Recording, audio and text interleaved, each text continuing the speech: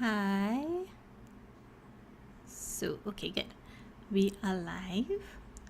Let me find back my page. All right. Hello everyone, and welcome to our Coaching Corner, my Woman in Leadership and Business podcast. Today we are talking about how to cultivate boldness. So, if you are an introverted leader or woman, you would know you're often told to be bold, be daring.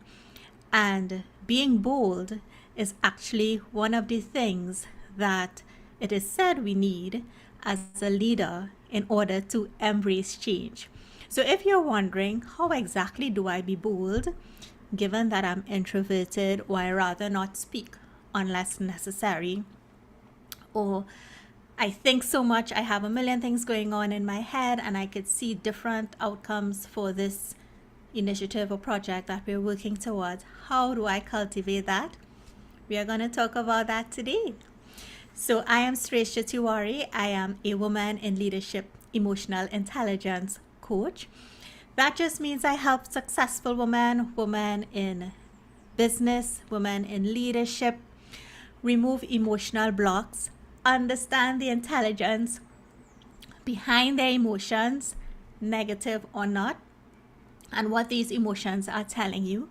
I have a firm and strong belief that our emotions are actually messages from a higher power, a higher being, however you refer to that. And by honoring what it is really telling us, we are able to clear a path for a happier life, a life connected with our family, with our friends, with our children, with our purpose, and a life that we are proud of and happy to live. Sorry. Okay. So, how do you cultivate boldness as an introverted leader? I'm just going to switch to the chat. So, remember, if you guys are joining, please say hi. I only see if you say hi in the chat. I don't get little pop ups saying who has joined. So, please say hi in the chat. So, let's work backwards. What does being bold really entail? So I'm going to talk about 5 things. They may not be absolute, and they're all intertwined. So you will see one relates to the other, but I'm just pulling these 5 out in order to help you understand how to cultivate this skill. So we're going to talk about boldness being an absence of fear, and fearless leadership is something that is a real popular title and saying right now. Being grounded in your worth, feeling psychologically safe in your position, how boldness relates to trust in your relationships, and resilience. So the first one, absence of fear. Being bold means that you are comfortable enough to traverse whatever change you are chasing. In this case, we are talking about change. So fear can be conscious or unconscious. So a conscious fear in terms of a change would be something that you are aware of that could go wrong. There may be a probability or statistics or analysis in respect of what can happen. And as a human, you would have a certain tolerance for how much risk you can take, and even that risk has fear surrounded by it. So there would be conscious fears that you can think of that off the bat, you know, these are concerns, these are risks, they may become issues, and as a leader you would have your own way to map that out and process and navigate that territory. And that is basically what is taught in courses, in educational programs in respect of how to embrace and traverse change, that tactical aspect of it. But there are also unconscious fears that you don't know you have because you don't consciously go around every day thinking about them. And they may have been registered into your system, into your body years ago without you even knowing it. So an unconscious fear can look like something that happened to you when you were younger that you are not aware of, but somewhere in your body you store it, and our body stores these emotions and these memories. And when the time comes for you to traverse this territory, to embrace this change, without knowing it, that fear is unconsciously keeping you back. So it is like, for example, if when you were being taught about fire when you were small, someone told you, don't go by the fire, don't go near the fire, don't touch the fire, you will get burnt. And you store that. You will have a fear of fire. You will not want to go near fire. But if someone else told you and explained to you the parts of the flame and even showed you they could move their finger through the flame and they wouldn't get burnt, you may think, if you see a fire, that you can go through that fire and possibly not get badly burnt, because you have seen that someone move their finger through the flame, be it the coolest part of the flame, and nothing would have happened. So just those two beliefs, those two positions in respect of that belief could inform, maybe if you ended up in a fire, the decisions you make being in this fire. Let me just make sure everyone is hearing me here.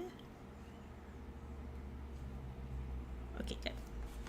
So keeping that in mind, it is the same thing with embracing change and understanding our fear. You don't consciously know all the fears you have. A lot of them you may think no longer bother you because you are an adult, or you may think you dealt with that a long time ago and you are over it. But being over something takes much more than consciously forgetting it happened. Our body stores messages, it stores the emotions, and unless you go through some sort of therapy or emotional breakthrough process, your body is still storing it. And as a leader, you are firstly a human. So getting the title of leader doesn't wash away all the unconscious fears you ever had. You are still traveling with it. So part of it in being able to embrace that change is also to understand where that fear lies within you. It is like looking at a bridge, and you are standing here and you know the next side may be better, but you are fearful to go across that bridge because of the stability. What does it take inside of you? Because you already know the other side may be better. You may know maybe you have to build a house, maybe there are different things you need to do, but you know it may be better than where you are now. How do you face the fear of going over the bridge? And it's an internal fear. For example, if you're afraid of heights, if you're afraid of walking on unstable ground, if the bridge is made up of pieces of wood and not like a concrete bridge, all of those are unconscious fears, and all of these things manifest in our day-to-day life, even though we may not know it. So the way to deal with those fears, the unconscious ones, is really to do a lot of self-work, introspection, and to work with someone who knows, who can help you traverse through those fears. The second thing to do in building your skill to be bold is understanding and being grounded in your worth. So if you know who you are and you are grounded in who you are and what you are worth, the outcome of a change is not going to define you. In other words, you are not going to be worried that if this doesn't go right, you are going to carry this for the rest of your life. Being grounded in your worth means knowing who you are, knowing the value you bring to the table, knowing your intellect, knowing your competencies, knowing your skills, and being able to speak to the actions you take, because you would have good reason, strategic reason for the actions you take, but you also have to be able to speak to your actions confidently and to know that when you make a decision, especially in terms of going after a change or embracing a change, that you are making that decision with the best information you have at your hands at that point in time. So going into that decision, you are really going into it with a good mind, with best intention, with nothing ill intended in respect of that decision. And you would know that when you make that decision and you traverse it, if something were to happen, there is no need to blame or shame yourself for what you could not have known. Hindsight is always 2020, but to stay in something that does not go right and to stay in a place of blame or shame or I should have known, I forgot, it is not a fair place for you to be as a leader or as a woman. And this would also inform the way in which you are comfortable in traversing the change. So if you are grounded in your worth, you know who you are, you know what you bring to the table, you know your skills, you know your competencies, then you would know and understand that this change or the outcome of this change does not define who you are. And of course, again, to build your worth has a lot to do with that brain rewiring, understanding who you are, changing out or shifting out a lot of the concepts that persons who had good intentions may have told you that brought down your self-esteem, and really affirming and believing in who you are as a human, your magnificence, as opposed to your wounded parts, what you learned from all your wounds, and understanding how all of those things bring you to this present form in a most beautiful and magnificent way. The third thing that leads us to in being bold is psychological safety. Now, psychological safety goes two ways. So as a leader, you would have persons that you report to. If you own your business, if it is a sole proprietorship, well, it's just you. If it is not a sole proprietorship and you have directors, you report into a board or some form of senior reporting. Being in a psychologically safe space means having that relationship with your leaders, with the persons that you are reporting to on the first end, and knowing that whatever happens, these persons also have your back.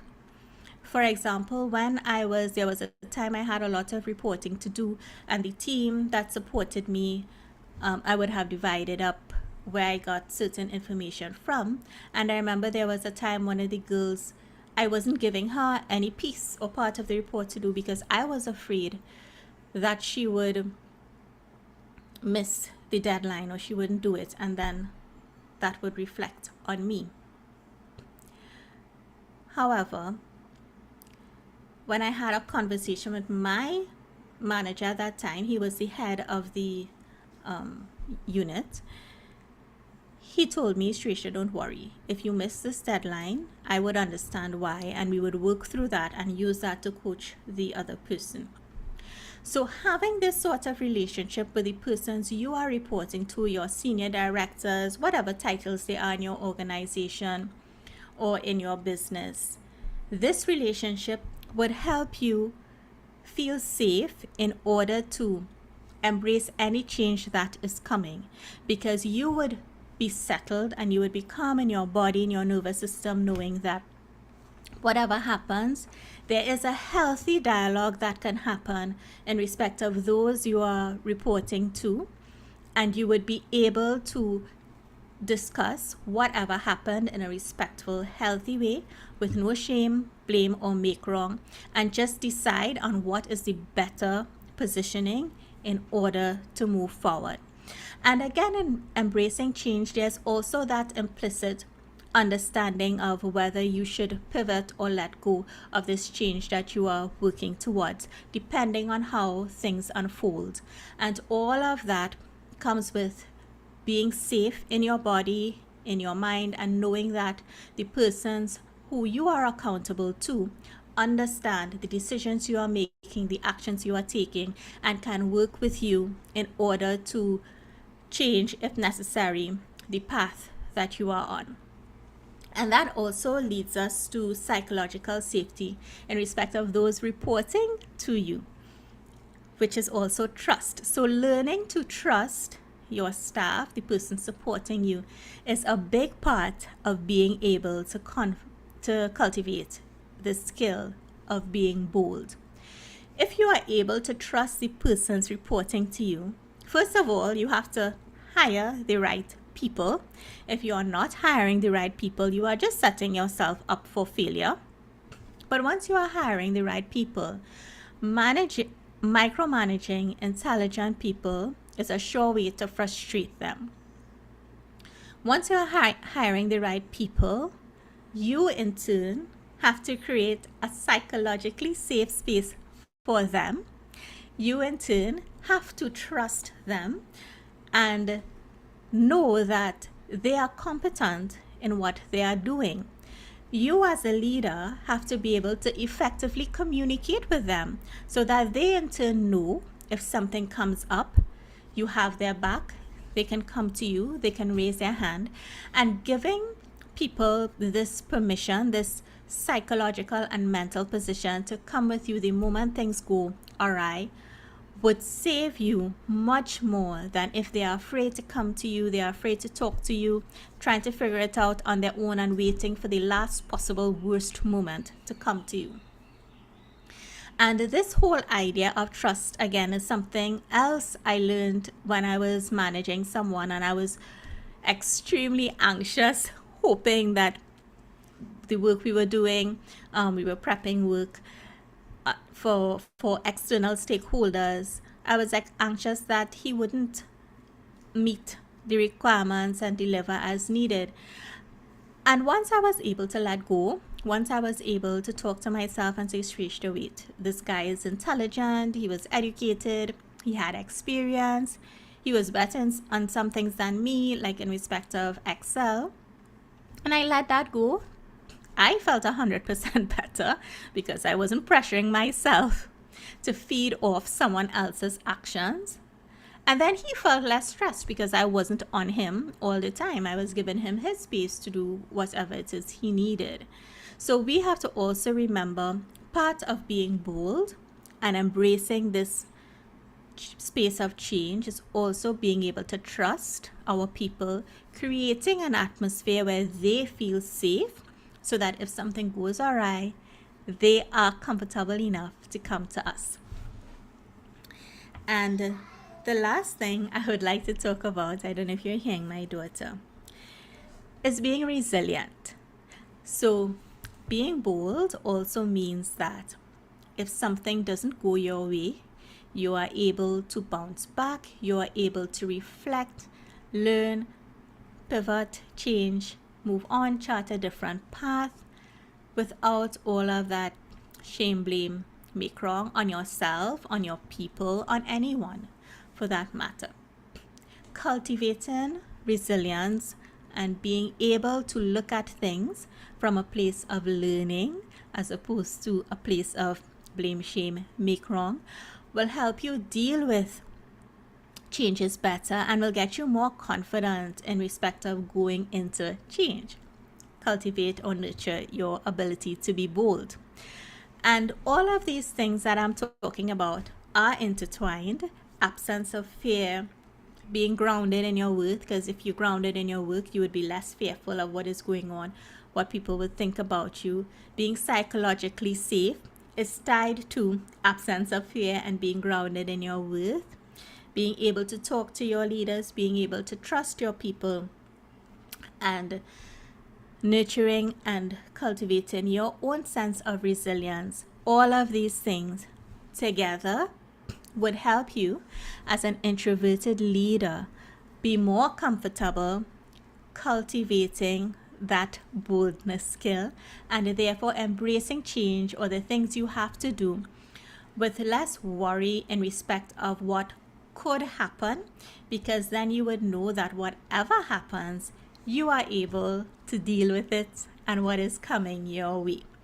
So if anyone has any questions, please feel free to put them on the chat, or if you just want to say hi, or if something I said resonated with you, or even if you have something else to add, I would love for you to put it in the chat for me to get your thoughts, quote your thoughts, and understand, even if you are introverted and a leader, if I didn't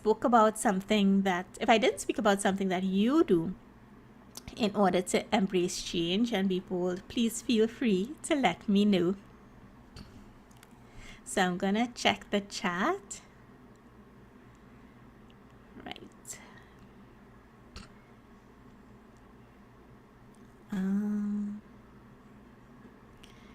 Chat. Okay. I'm not seeing any comments or questions. That's okay. If you watch on the replay, please also feel free to let me know what comments or questions you have. But being bold is something that I don't exactly consider myself bold. You know, bold is associated with taking risks almost without a care to the environment around you.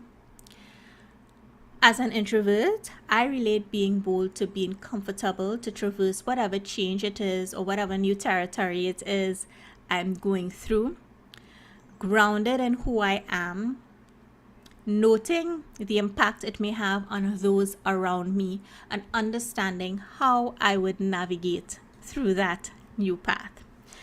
But I do encourage you, at one point in time, I was so extremely afraid of change. I just wanted things to stay the way they were. And now I just find change a most beautiful thing, an awesome place to be, a place where you just continue to learn and grow as a human. And to me, that's why we are all here. So if we have no comments or questions, I'm gonna end there. Thank you so much for joining me. Let me know if you watch on the replay. Leave me your comments, and I will see you all again next week at the same time. This is Sreshtha Tewari for your Women in Leadership podcast on how to cultivate boldness in order to embrace change for the introverted leader. And before I go, I want to invite you all to my workshop this Sunday. I actually finished the workbook. I find it's really cute. I finished the workbook yesterday on how to actualize your dreams. I'm going to give you 3 steps. Oh, you can't see it too well.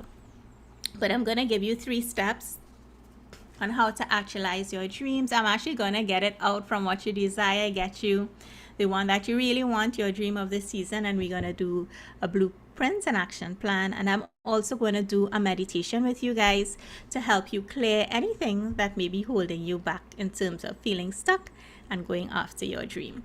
So the price is actually going to go up today at 8 p.m. EST. It is currently 88 TT or 13 US. So make sure and register, and I will see you guys on Sunday, and if not, next Wednesday. Bye, everyone.